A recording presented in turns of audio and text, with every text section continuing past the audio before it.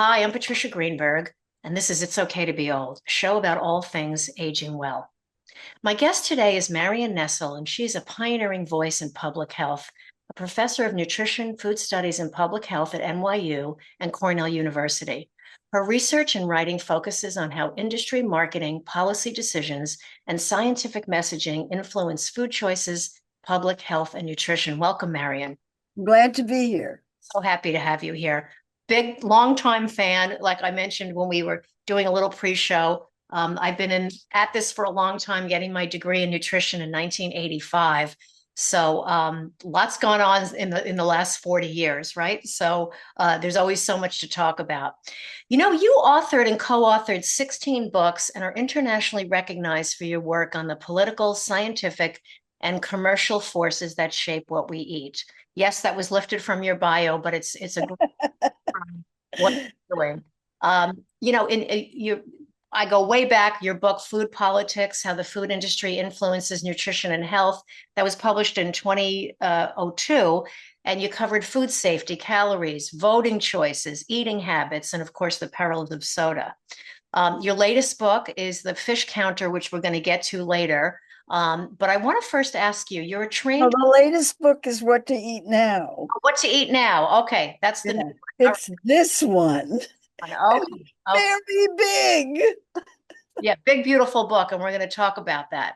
Mm. And as a trained molecular biologist, how did you come to be a force to be reckoned with in the American and international politics of food? Well, it's a really long story, and I wrote a memoir about it that came out in 2022, called Slow Cooked. It took me a long time to get to this point, but I started out in science and then was teaching molecular and cell biology to undergraduates and was given a nutrition class to teach because the students wanted human biology and the department wanted to accommodate, and it was my turn to teach whatever the department needed. And so I got thrown into it. Um, and oh, it was like falling in love. I just loved it. It turned out to be just the best way to teach undergraduate biology.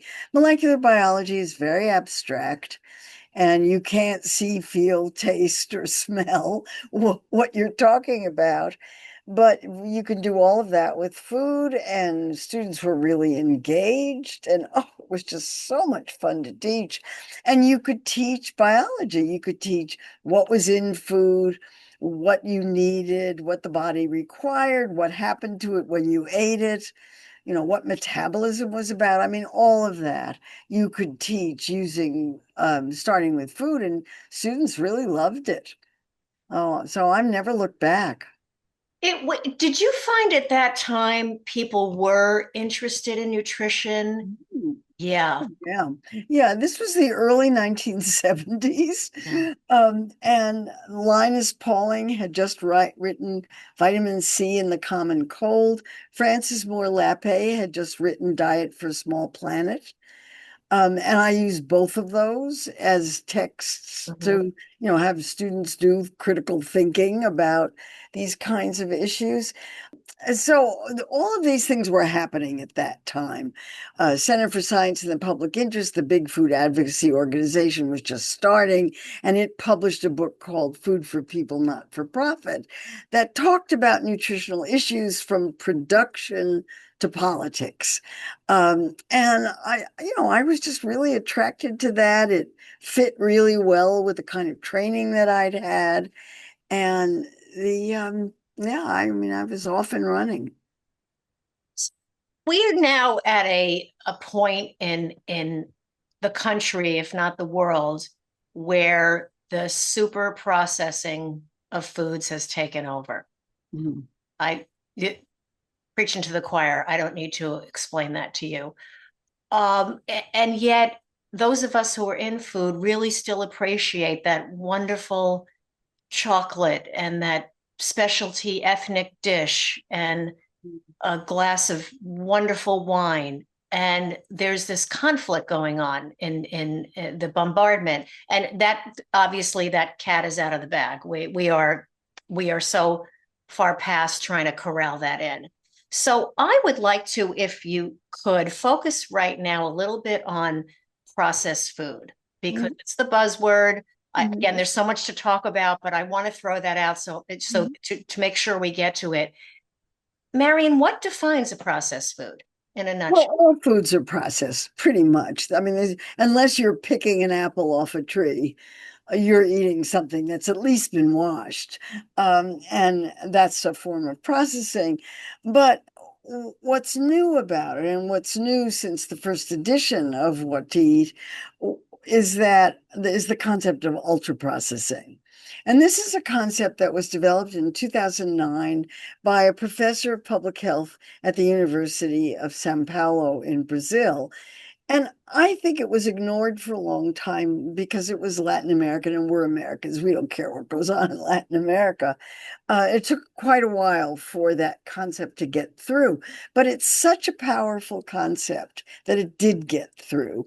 And ultra processed foods are a category of food, unlike minimally processed foods, processed culinary ingredients, and processed foods, those that are frozen or canned, for Mhm. example. These are heavily processed foods industrially so that they don't look anything like the foods that they came from.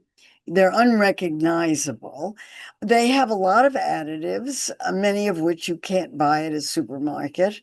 They often have added salt, sugar, or fat. They're designed to be irresistibly delicious, if not addictive, and they're designed to be profitable. Their purpose is part of what's going on here, and their design to get you to just eat these things over and over and over again. And the power of the definition is that once they were defined, research could be done. And there are now more than 3,000 studies using the word ultra processed in the title. And of those, 100 are controlled clinical trials. Mm. And of those, 90% show a correlation between diets based largely on ultra processed foods and poor health outcome. Obesity, type 2 diabetes, heart disease, cancers, all kinds of things, overall mortality. And those are correlational studies. They don't prove causation, but there are now several clinical trials, extremely well controlled, that show that if you give people ultra processed diets as compared to minimally processed diets, people eat more calories on the ultra processed diet, and not just more, but a lot more. 500 in one study, 800 more a day in another, and 1,000 more a day in one of the more recent ones. And that's reason enough to encourage people not to eat so much of ultra processed foods because people didn't realize that they were eating more calories. They were completely unaware of it. They gained weight Right. when they were on the ultra processed diet because they were eating so many more calories. So that seems to me to be reasonable enough to cut back on this particular category of junk foods. What is the guidelines for safety on these ultra processed foods? It's something that's slipped through the cracks, or What uh, do you mean? What do you mean by safety? You're talking about microbial safety, obesity safety? What do you mean? yeah, I mean, all What of do the above. I just, you mean? if it's creating that, tremendous negative impact on our health, that's not safe. That's not good for us. There are no guidelines. First of all, the food industry is fighting back, excuse me, Yeah. is fighting back on the concept because if you cut back on ultra processed foods, you're cutting back on some of the most profitable products in the supermarket. And if there's one formula to remember, it's that eating less is very bad for business. Right. It's really not good for business, and food companies are not social service agencies. They're not public health agencies. They're businesses. Mhm. Their job is to sell more product, not less. You know, So that's what yeah. you're up against. If you're trying to eat healthfully in today's supermarket, you're fighting an entire food system on your own. The show is focused on aging, but of course, we all want to see the changes begin in childhood. I mean, that goes without saying. Mm. And the industry is not only targeting children, it's targeting everybody. I mean, we remember in the 60s the advent of TV dinners, right? We do. They were fun. They They didn't were taste fun. very good, but they were fun. They were fun, and you got your TV tray and sat in front of the TV, and that was the beginning of the end. Mm. I Right. always say, your mission is to dispel food and health myths and let the world know why we're fed, literally and figuratively, what the government wants us to have. Um, has your consciousness and advocacy for this made a dent? Oh, I have no way of knowing. I can't assess the impact of my work. I have no way to do that. I get anecdotal evidence that people are more interested in the topics, and but beyond that, I have no way of evaluating it. Somebody else has to do that. Yeah, yeah. I hope so. I hope so. Do you have a preferred diet that you recommend or guidelines within the current trends? Mediterranean, vegetarian, high protein? No, I mean, there are so many different ways of eating that are healthful. Hmm. And the principles that they hold in common are that you eat a wide variety of foods, and that includes plants, and you don't eat too much. I mean, it's really that simple that you don't overeat. And the food should be relatively unprocessed. So if you eat a wide variety of unprocessed foods, you're taking care of your nutritional needs, you're getting the different nutrients from different sources. I'm greatly in favor of omnivorous diets, but it's possible to eat quite healthfully without eating one food group or another. Vegetables, not so much, but I think people need to eat vegetables. But certainly it's possible to eat healthfully by not eating meat or, not eating fish or not eating eggs or not eating dairy or whatever your particular not eating is. But I do think that omnivorous diets are, easy and fun. And, I don't eat much meat, but I eat some. And I don't worry about it much. That's good to hear from you. So the all the scare tactics of how horrible meat is or how horrible fish is or that you're going to be terribly anemic and nutrient deficient by being vegetarian. Right. Yeah. So It depends. It depends on how strict you are. And, I don't eat much meat, but I eat some. mhm, mhm. I don't eat much of anything, but I eat some. And I think, I really like food. I like to eat. Um, I'm, like everybody else, it's one of life's greatest pleasures. I get a lot of pleasure out of food, and it's fun to study and it's fun to eat. So, How do you feel about the science of these communities that are deemed to have more longevity because of their diets? yeah, I mean, there are big debates about that, but what Dan Buettner did in his Blue Zones investigation was to go and look at populations that have a lot of old people who seem to be aging happily. They're still physically active, they're still doing things, and look at the common dietary patterns across those populations. And guess what? They eat a wide variety of food in moderation. I mean, relatively unprocessed food in moderation. They're very different diets. But Right. they adhere to that principle. And that seems, I mean, there are lots of arguments. Were the people as old as they said they were? I don't want to get into Mhm, that. mhm. He did the best he could to try to track down records of the ages of the people he was looking at. And I think a lot of the criticisms of his work are unfair because he really did try hard, and did a pretty good job of it. And certainly the videos that he has of a lot of the people that he was working with, they look pretty old to me. I mean, I don't know. I can't tell. I don't know. Everybody in the world is younger than I am, so I can't tell. I can't tell anymore. But the basic principle makes a lot of sense to me. If you're physically active and you're eating a reasonably healthy diet, that's going to be good for you. I'm happy to hear you say that. That's a very reasonable response instead of the bombardment of, you have to eat your weight in protein. That's the new Oh one. dear. Oh dear. Yeah, yeah. So, No. the other thing that I study extensively, because a lot of what I try to do is dispel the myth about that of this staying skinny and staying lean and you're not supposed to weigh over a certain amount.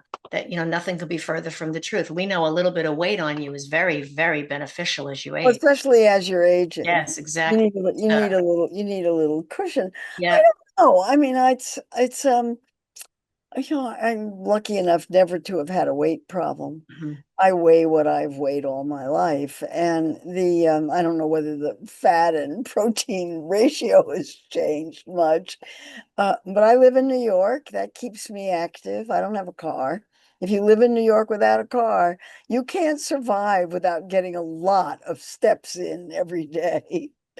And merely taking the subway is a workout. Absolutely. With all those flights of stairs. All those stairs and I'm the a stair escalator climber. I love all the stairs on the subway. and Absolutely. the escalators that Yes. don't work. Yes. So, Yep.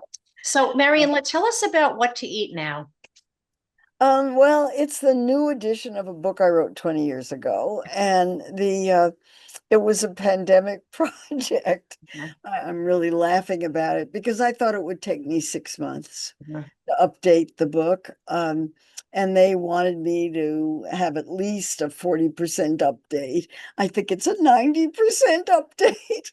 I mean, it's 4 years later, and I couldn't believe the kinds of things that had changed, starting with none of the products that I used as examples in the book 20 years ago still existed. So I had to find new examples for everything.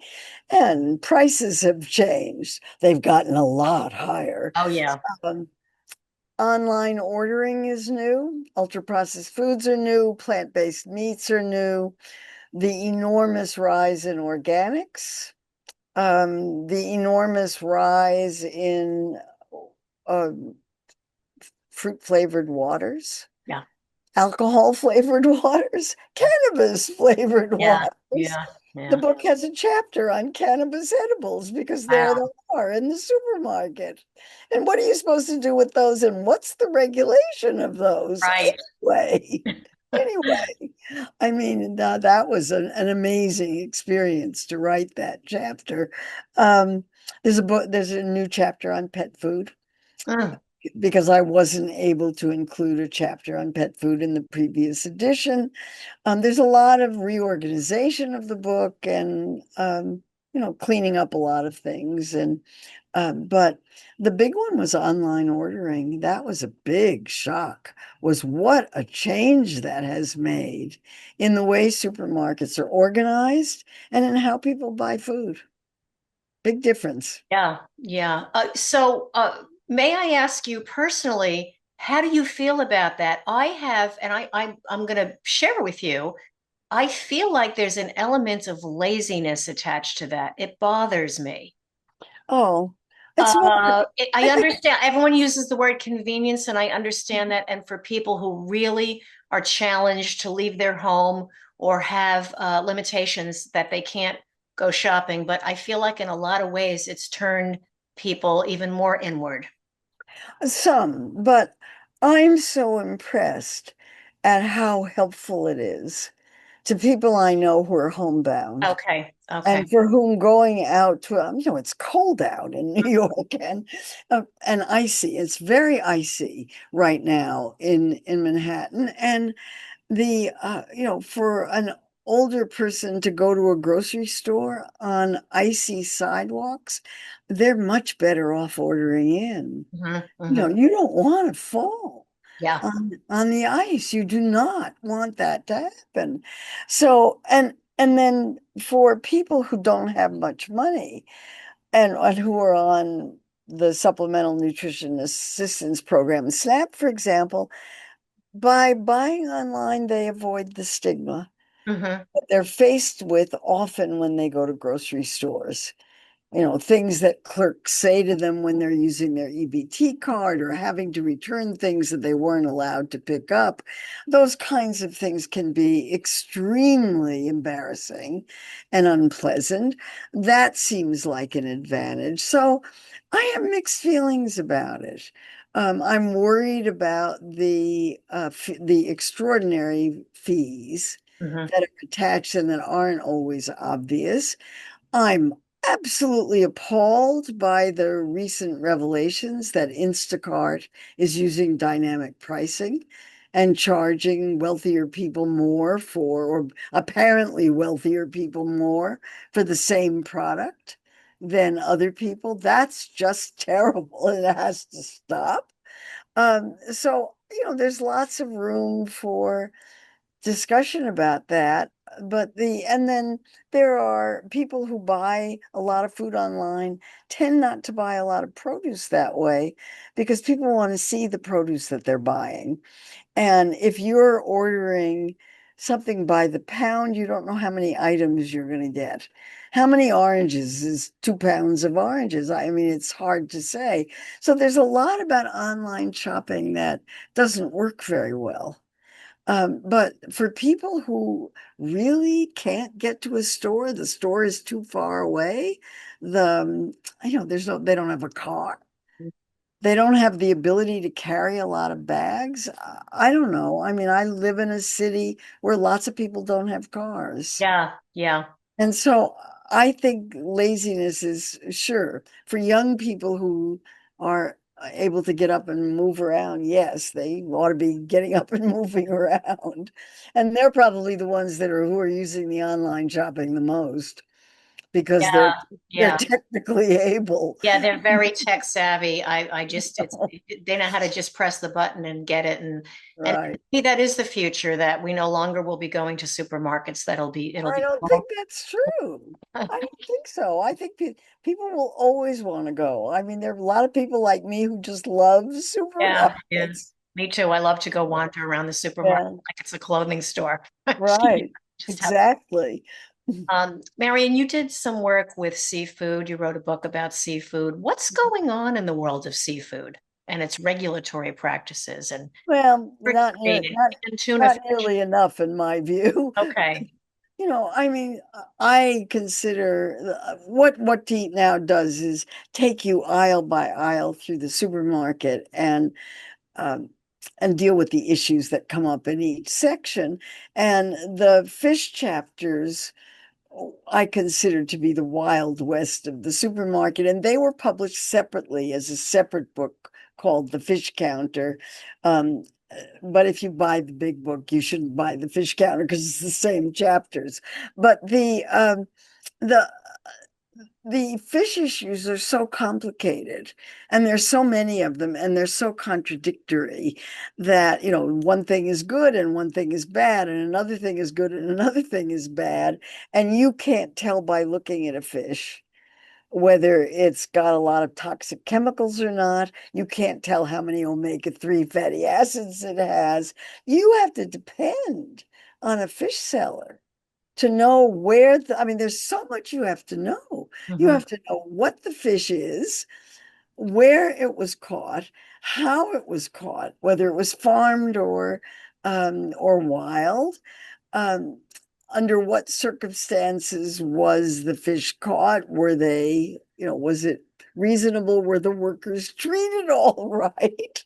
What waters was it caught in? Because some of them are more contaminated than others. I mean, you could go crazy trying to figure out what you've got. And I don't know about anybody else. If I go to a fish counter and there's white fish and pink fish, and that's the only way I can tell the difference, pretty much. I can't, once they're filleted, Right. Right. I can't tell what they are.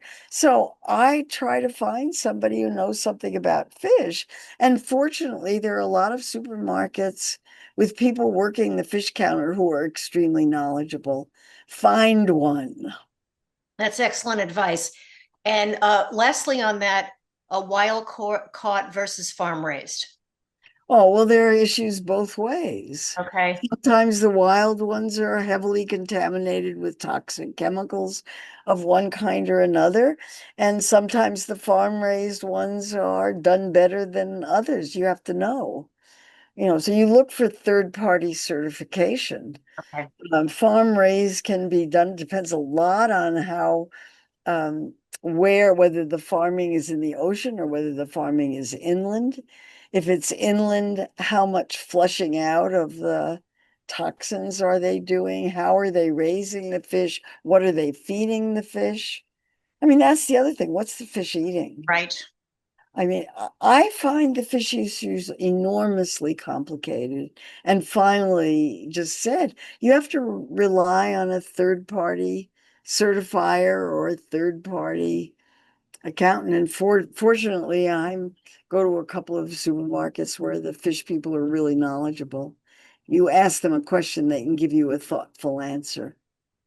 That's Uh, okay. So let's encourage people to ask questions. When ask, you have it, ask. ask. Ask somebody. And we all have Absolutely this, ask. this same dilemma now. We go into a store. Well, where's the beans? And someone will just point in a direction.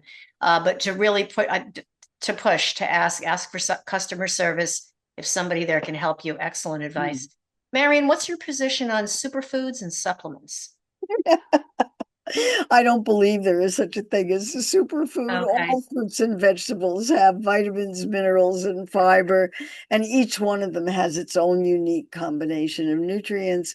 The object is to mix and match. Superfood is a marketing term. And the objective of the trade, usually trade associations that pay for their own research and always get the answer that they want, they're trying to get you to buy this food instead of that food. The pomegranate people started out doing that, and everybody else has copied them.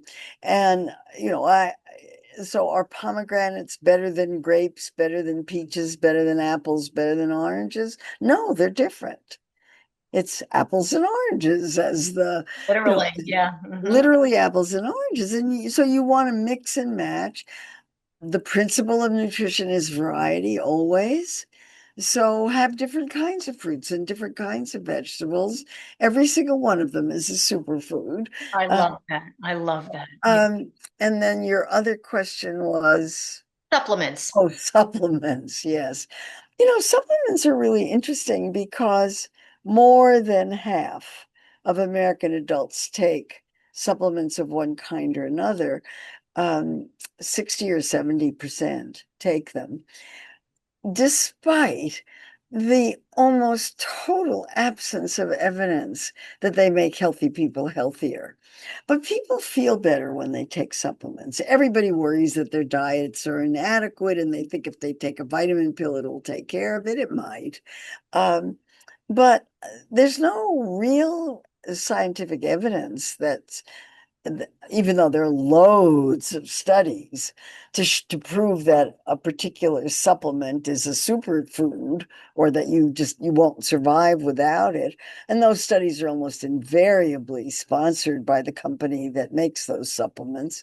um, but I have a kind of an agnostic feeling about them these days. Life is so hard for so many people now, Hmm. and people are so stressed.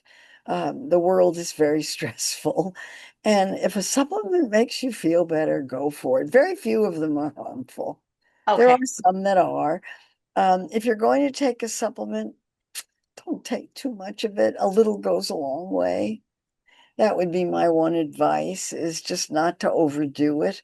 Um, and if it makes you feel better, okay, fine. Within the supplement category, everybody has an opinion, whether they have a degree or not in this. The vitamin D deficiency epidemic in our country, everybody seems to be vitamin D deficient. Yeah, I don't believe it. Big push for Yeah, people. I don't believe it. I really don't believe it because you don't see much rickets, Right.